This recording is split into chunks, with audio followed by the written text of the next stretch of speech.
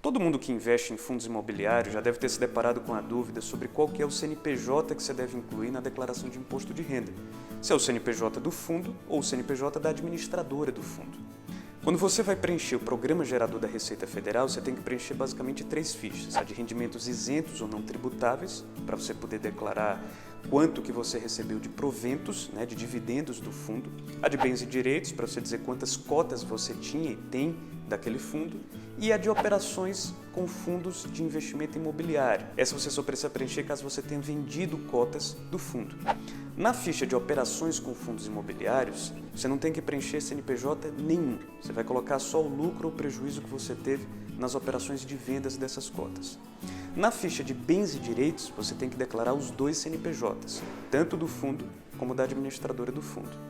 O que pega é a ficha de rendimentos isentos ou não tributáveis, porque lá ela pergunta qual que é o CNPJ da fonte pagadora dos dividendos. E aí o que pega?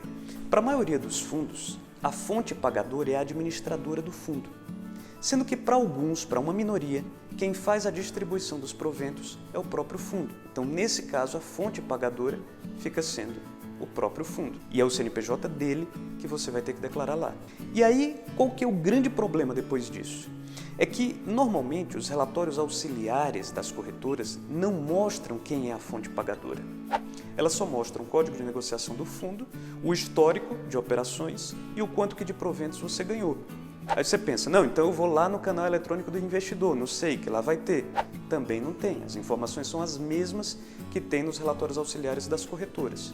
Portanto, o único documento que sobrou é o informe de rendimento que você recebe diretamente do fundo ou da administradora do fundo, aquele envelope lá que chega na sua casa. O problema é que muita gente não recebe esse envelope, ou porque os correios estão em greve, ou porque o seu endereço está desatualizado, ou sabe-se lá Deus por quê.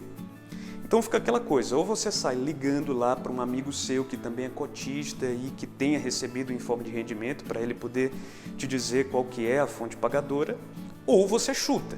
E se for para chutar, eu sugiro que chute que é a administradora do fundo, o CNPJ da administradora do fundo, que é o que normalmente acontece. No IRBOT a gente já tem uma solução parcial para esse problema. É que como a gente recebe muitos informes de rendimento, a gente já sabe quais que são as fontes pagadoras dos principais fundos. Então, quando você coloca o código de negociação daquele fundo, se ele estiver no nosso banco de dados, a gente automaticamente preenche o CNPJ da fonte pagadora.